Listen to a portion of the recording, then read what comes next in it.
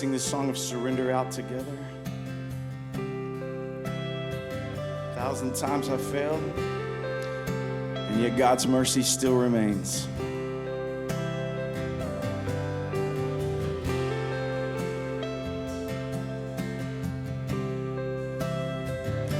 A 1,000 times I failed, still your mercy remains. And should I stumble again, I'm caught in your grace everlasting. Your light will shine when all else fades, never ending. Your glory goes beyond all fame.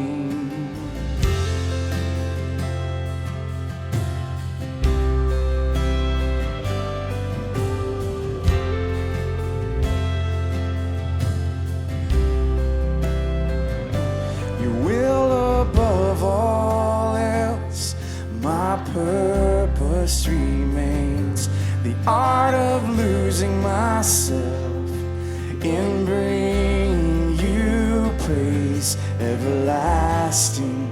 Your light will shine when all else fades, never ending. Your glory goes beyond all fame. In my heart and my soul, I give you control.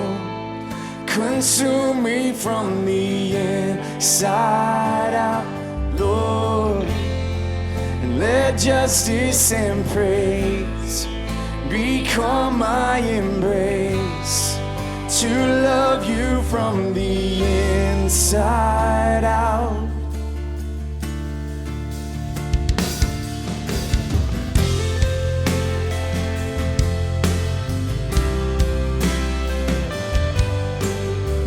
Surrendering our will to His. Let's sing this out together. Your will above all else, my purpose remains, the art of losing myself in bringing you praise everlasting. Your light will shine when all else fades, never ending. Your glory goes beyond all fame. Yeah, in my heart and my soul, I give you control. Consume me from the inside out, Lord. And let justice and praise become my embrace, to love you from the inside out. Everlasting, your light will shine when all else fades, never ending. Your glory goes beyond all fame, and the cry of my heart is to bring you praise from the inside out, Lord. My soul cries out, Lord.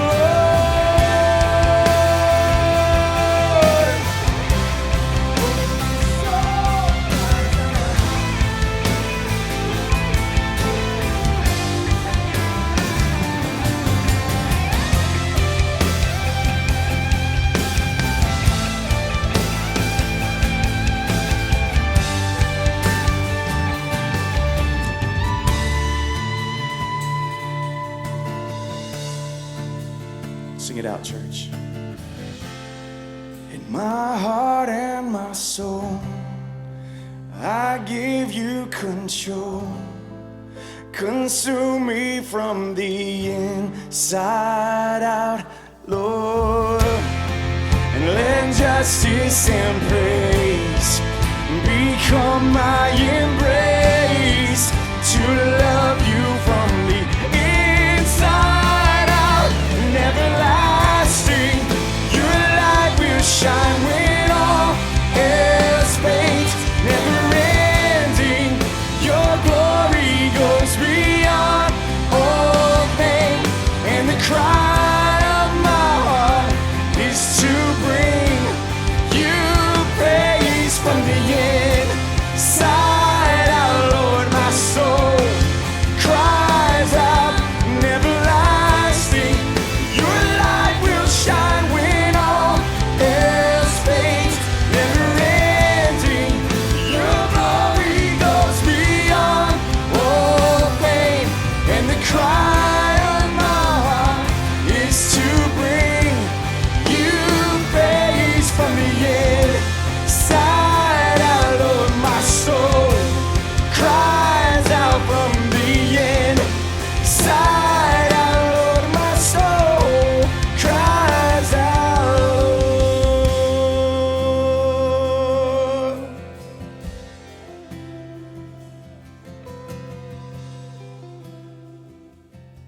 Yesterday, my wife and I and our kids were able to drive to Jackson, Tennessee to spend a few hours with my parents who live there. And my nephew drove up from Florida, and we had a little bit of a time together.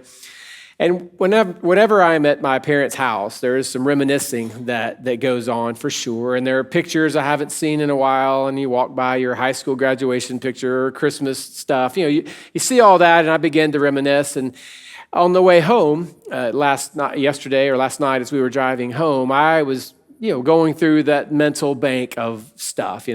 Or drive by this, I remember that. I remember riding my bike over here, or drive by this elementary school.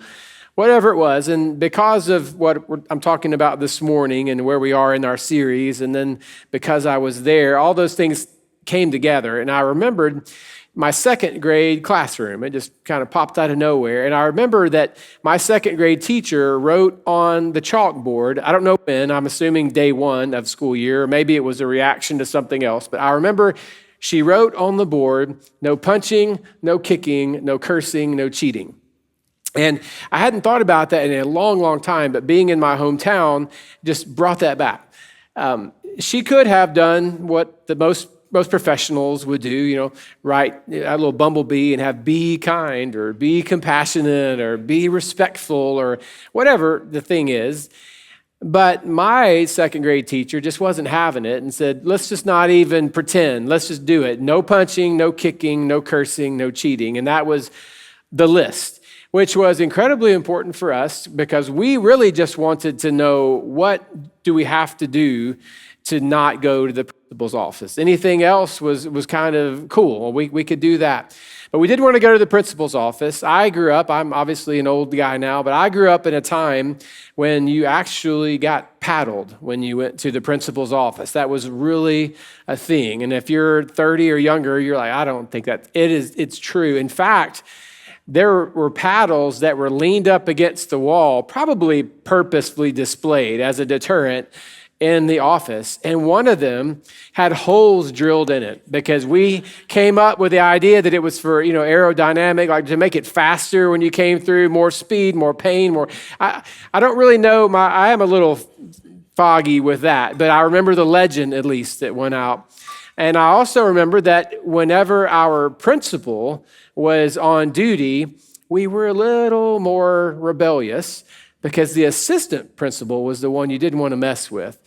We didn't have an internet back then, but if we had, I bet I could dug up some stuff. He really enjoyed people coming to his office and having to say, this is what I did. And obviously I was there a few times, and he was good at his job. If his job was to make me cry, he was good at it. Very well done. I don't know where he is now. I'm sure he's maybe even not with us anymore. But he left a mark.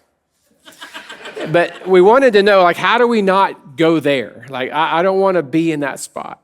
So don't tell me to be compassionate because we can, I'm kind of compassionate, or don't be respectful. I respected you. Just let's say it. What can we not do? Well, don't punch, don't kick, don't cuss, and don't cheat. That was the list. And as silly as that was for us as 7 and 8 year olds, we truly are still a generation of people of labeling. We just want to know what is off limits. What are the rules? I want to go by the rules. I want to make sure I know what this is. Don't leave it ambiguous. Don't leave it let's just respect one another. What is respect? Can I punch you? Can I kick you? Can I cheat off of your paper? Can I say mean things to you? What are the rules there? And it's not even new to us. It's not a modern thing. It's gone on for thousands of years. And when God sent his son Jesus to us, he stepped into a culture, into a generation that was steeped in labeling. And for over 1,000 years, they had gone over and over and over all the commands, all the laws that the Lord had given them through Moses, and they had perfected it. How do you not do this? Well, then don't do this. And then to not do that, you need to not do these other 7 or 8 things. And then to not do those, and there's subsets. And so there were all of these rules that people had gotten really good at working through how to follow them and how to keep them, because the goal was to not do the things we were not supposed to do. So Jesus stepped into that, and it was pretty clear early on that there was something between Jesus and those experts of the law and those law protectors and law keepers, often referred to as scribes or Pharisees. There was something going on because from their perspective, Jesus was being rebellious. And from their perspective, Jesus was purposefully breaking those commands. And if you go back and read through the Gospels, Matthew, Mark, Luke, and or John, you'll see that Jesus tended to even almost purposefully rub it in their faces. Like we have a lot of moments in which Jesus healed people, but if you go back now and read through all those, you'll be shocked how many times he healed on the Sabbath day. And I almost get the picture sometimes that Jesus said, you have a cold? Do you need to be well? Can you hold off to Saturday? Because that'll tick them off. Like, let's just wait a minute. And I don't know that he ever did that. That's just me looking at it. It seems so many times that he could have done something on Thursday. He chose to do it on Saturday. And there was this rub, there was this friction that was going on between the scribes and Pharisees and Jesus. And so perhaps the people who were weighted down by all of those laws were thinking, okay, if he is actually the one that's going to make the difference, and we're afraid to believe, but if he's actually the Messiah, then maybe he's going to do away with all this. Maybe there is a new way. Maybe his words are ringing true that there's another way to live. And Jesus hit this idea head on in Matthew chapter 5. And maybe he hit it on in a way that they weren't quite prepared to receive. Matthew chapter 5, 6, and 7 are largely considered to be one message, even though it might have been several different sermons that Matthew compiled and put together. But at least the section we're going to look at today appears to be one coherent thought, one message all the way through. And it's referred to often as the Sermon on the Mount. The place is the Mount of Olives. Jesus is at least talking to his disciples. It appears maybe others in the crowd showed up as well. We don't know exactly what the audience was, but we know he was speaking to his disciples. And in Matthew chapter 5, verse 17, he began to address this idea of law and labeling what is right and wrong. He said, "Don't think that I came to abolish the law or the prophets. I did not come to abolish, but to fulfill. For truly I tell you, until heaven and earth pass away, not the smallest letter or one stroke of a letter will pass away from the law until all things are accomplished. Therefore, whoever breaks one of the least of these commands and teaches others to do the same will be called least in the kingdom of heaven. But whoever does and teaches these commands will be called great in the kingdom of heaven. For I tell you, unless your righteousness surpasses that of the scribes and the Pharisees, you will never get into the kingdom of heaven." For those listening, this seemed to further confirm what they feared, that they were doomed. There was no hope. They were having a hard enough time staying in the good graces of the scribes and Pharisees and those around who said, this is the law, this is how you follow the law, this is how you keep from breaking the law. We can't do it very well. We keep messing up over and over again. Jesus shows up and he says, not only am I not going to abolish the law, I'm going to fulfill the law, and every single thing on it has to be accomplished. And they step back and they're, well, that's over then, because we cannot do this. We had hoped that your new way, that your method of teaching, that your message was going to lead us to be able to maybe be free of this or have some sort of clue as to how we could fulfill this in a way that we've not been able to prior. But Jesus shows up and says, no, I haven't come to put it away. So Jesus then follows with 6 different ancient commands. And with each command, he says, here's the old command. Here is my, not going to say spin, but here's my take on it, my further explanation. And then here is an application of how to do it. So here's the old, we could call it new maybe, but it's really just a furthering of what was old. But here's the old, here's the new, here's how to actually do that. And we're going to go through these in rapid fire. There's just not time for us to stop on each one and pull out. I know you're going to have questions, and just imagine the questions that must have been circulating inside the minds of the people who received this early on, because he's going through these and they're going, whoa, whoa, whoa, a question, please. And I don't know if he stopped at all. We just have the message as we have it in Matthew chapter 5. And in verse 21, he started these 6 ancient laws and his explanation.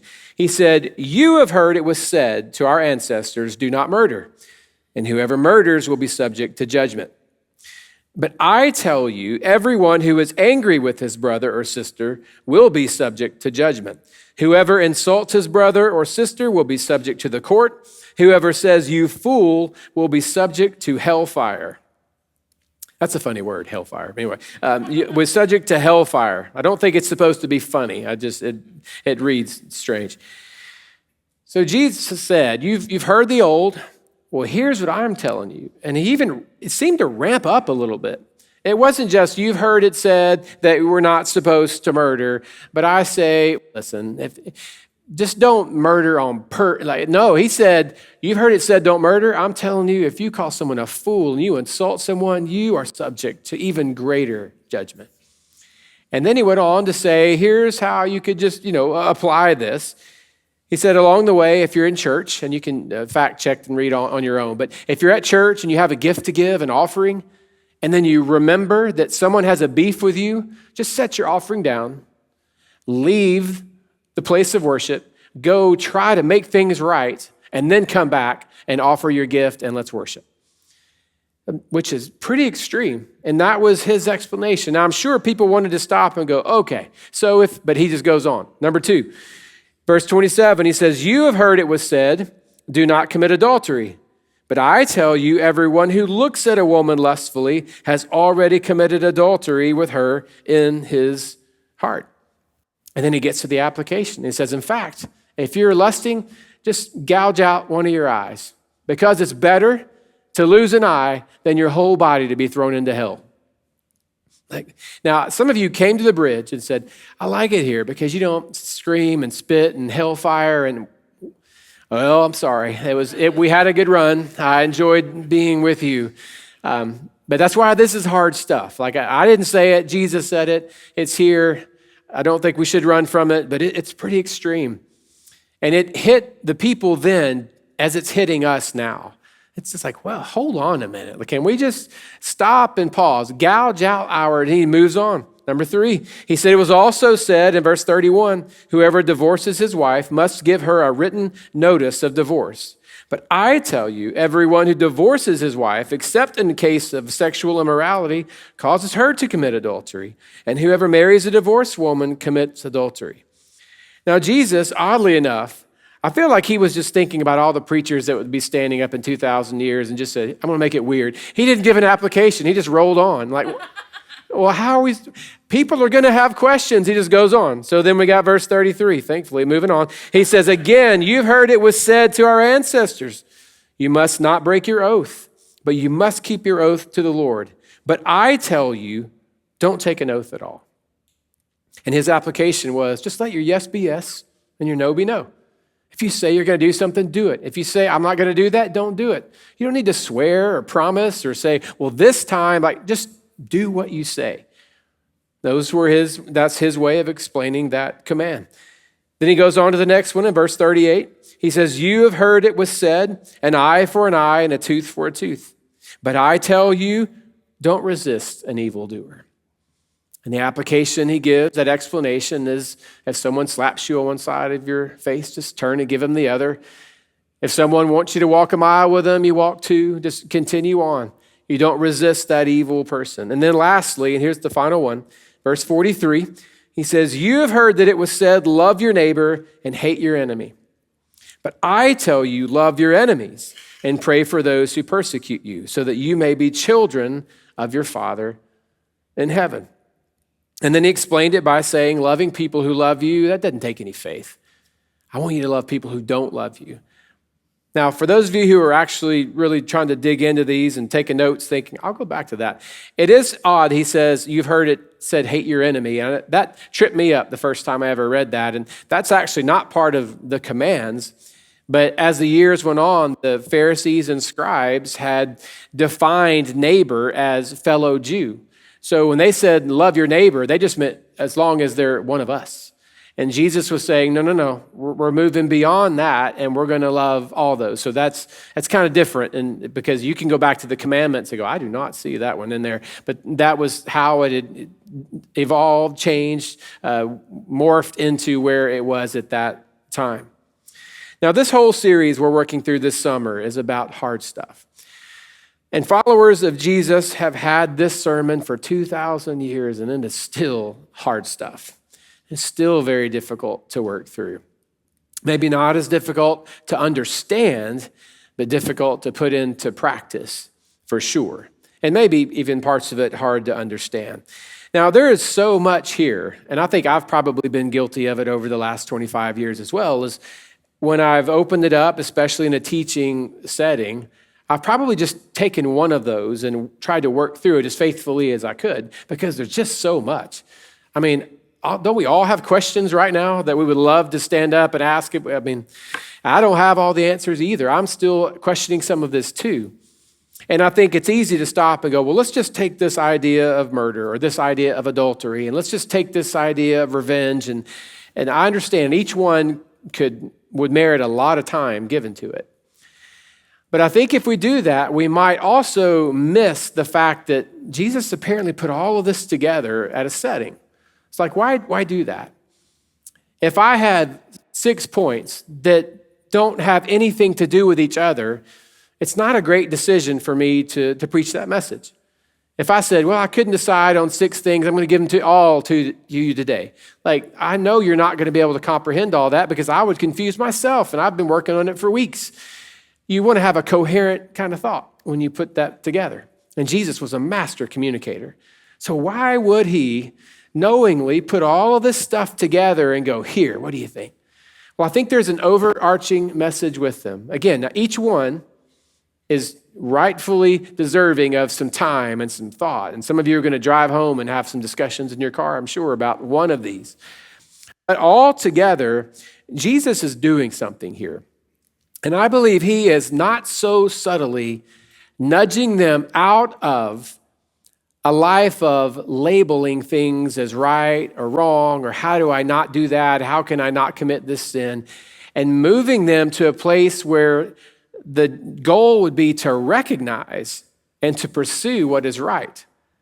Not just to see what is wrong and run, but to recognize what is right and say, that's the direction that I'm headed.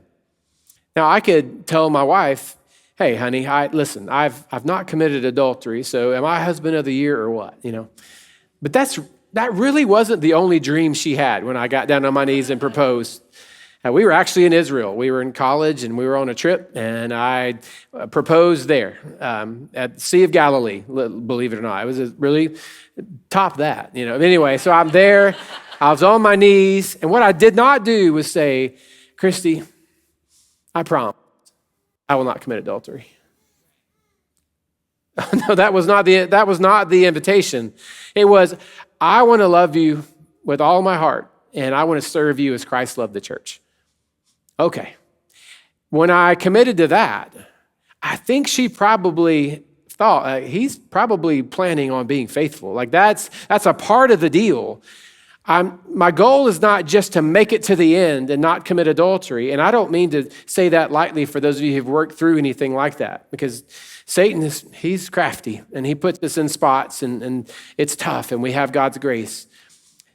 But I know that wasn't the goal. But if I am pursuing a kind of marriage in which I love her like Jesus loves the church, which is how it's explained in Scripture, then I'm going to cover that other one, right? That's going to be a part of it. My desire in being a dad is not just to give my kid clothes and make sure I can pay for their college. My goal is to instill in them a love for people, a belief in God's word, and to follow him eventually, to trust Jesus with all their heart. That's my goal. Not just to make sure I meet their needs, but if I am truly instilling that in them and trying to demonstrate and lead them in that way, those things are going to be a part of it. Well, at least I'll pay for my daughter's college. My son figured it out. But I'm going to lead into trying to model that for them. As a pastor, that other than being a husband and a father, that's really the only thing that I care about doing right. And if all I do is once a week stand up and try to convince you I know something in here and give you a verse and leave, I am failing you, and you deserve a better shepherd than that. And I, throughout the week, want to care enough that I am trying to develop personally my relationship with God and let overflow show up here. That when no one's watching and when no one's expecting anything of me, they will run after him. Last week, our student pastor, Jesse, preached for me. It was a week off. I remember early in the week going, I can take a breath. I thought, no, it's not what I do. Like today is my day to get on my face before the Lord because I'm not with him to be able to give a good sermon. I'm with him because I am his child. And he has opened up this opportunity for me to be a part of your church family. And you deserve it, he deserves it, and I owe it to myself to spend my time with him, even if it's not for a grade, just to be with him. Now, I could step back and say, well, I didn't break any of the commandments while I was, that's not the goal. Just as me coming home every night and just saying, hey, honey, good to see you. How'd your day? I didn't commit adultery. Like, well, great job. Okay, but we have more than that. And I think in this moment, Jesus is saying, listen, the commands are important, but there's so much more. You say, well, then why do we even have a law in the first place? Like, why did Jesus just show up and say, listen, that was before, I'm here now? Why is the law important?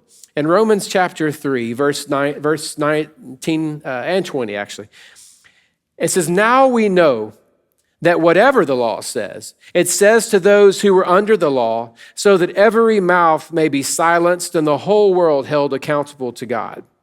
Verse 20, therefore no one will be declared righteous in God's sight by the works of the law. Rather, through the law, we become conscious of our sin. And then if we skip to Romans 7:7, the same author wrote, I would not have known what sin was had it not been for the law. So the law actually reveals our failure and reveals our death and destruction. It just exposes it all. Just to say, here's the law, and you've missed the mark. And when Jesus showed up, he was saying the standard is still the standard. However, now that you realize that this yoke you've been weighed down by is not going to get it, let me show you another way. And in John chapter 10, verse 10, one of those verses that many of you have probably memorized, Jesus said, the thief comes only to steal, to kill, and to destroy. But I have come, and this is going to freak you out, some of you who are new to the Bible, I have come that you may have life. You go, how did y'all know that? Yeah, it's one of those verses. I have come that you may have life and have it abundantly. So Jesus is saying, I have not come to just expose sin. I've come to give you life. You say, well, then how does the law and how does Jesus' message, how does this life and law, how does this work together? What is being revealed is that the life Jesus has for me is not found in running from what is wrong. It's found in chasing after what is right. That is what he came to give. So what he's saying is, you haven't murdered anyone, great, but I'm telling you that hatred and bitterness in your heart is going to rot your soul. It was never about just not murdering. Of course, that's awful, but there's so much more. Okay, great. You technically have never committed adultery, but I'm telling you that lust and that junk in your life, got to get rid of it. You'll never be free unless you let that go, unless you walk away from it. There was so much more. Jesus wasn't just trying to make things harder. He was saying, you cannot do this apart from me. But let me tell you why all of this has been exposed. Because you cannot have life outside of pursuing what I've come to give you. And this has been the revelatory moment for me this week. Jesus did not come to show us how to behave. He came so that we could be holy. And behaving and being holy are two different things. A lot of people can find a way to behave. But to say, I want my life to reflect and mirror the character of God, that's different. We sang the song Inside Out. Jesus stepped into a world that was living outside in, and Jesus said, not gonna work, hasn't ever worked. Let me tell you, it's inside out. I think the best way for us to maybe process this as we get ready to move on is there was a moment in Jesus' life when he was walking down the road and a young man who had some bit of wealth came up to him and said, Jesus, what do I have to do to be saved? Literally, what must I do to inherit eternal life? And Jesus said, you've heard it said, you know the commands, don't do this, don't do that, don't do that, don't do that. And he said, well, good, I have kept all that. And Jesus said, but I say, you sell everything you have and give it away to the poor. And he left because he said, I can't do that. Was Jesus saying you have to be poor to go to heaven? Absolutely not. Jesus looked into his heart and said, that is the most important thing you have, your wealth, your stuff. And I want all of you. I'm not just worried about your behavior. It's about what's on the inside, about you being holy. And you're going to have to let that go because you are holding on way too tightly to stuff that's not going to last. So you let that go, and then you can follow me. And that is how we're going to apply the truth. For many of us, he wouldn't come and say, sell everything you have, because you don't have enough to really be all in with that. And we're all materialistic to some extent, for sure. But he might pick out a different part of your life and say, that goal, that dream, that pride, that whatever, let that go, and then you can follow me. It was never about behaving. It's about being holy. And if we are running towards something, the other stuff will take care of itself. Running from something will keep you safe. Running to something will give you life. And so maybe today you need to make that switch, that mental switch, that transforming of the mind where life for you is no longer about, oh, I don't want to do that. I don't want to do that. I don't want to mess up. I don't want to do that. And now it's, God, how could I experience all that you have for my family, for my home, for my business, for my church, my community, my team, whatever it is? What do I need to do? Because I want to pursue you. I'm tired of just running from stuff. Now, that's important. And there are times I've had to run from things. And there are moments we'll find in Scripture, it says, run from sin, flee immorality. And that's not to make light of any of those things. Maybe every now and then you might find yourself in a spot where you just have to run away. But the most of our relationship with Jesus is less about running from and running to. And I encourage you to pursue him with that same energy and courage and boldness today.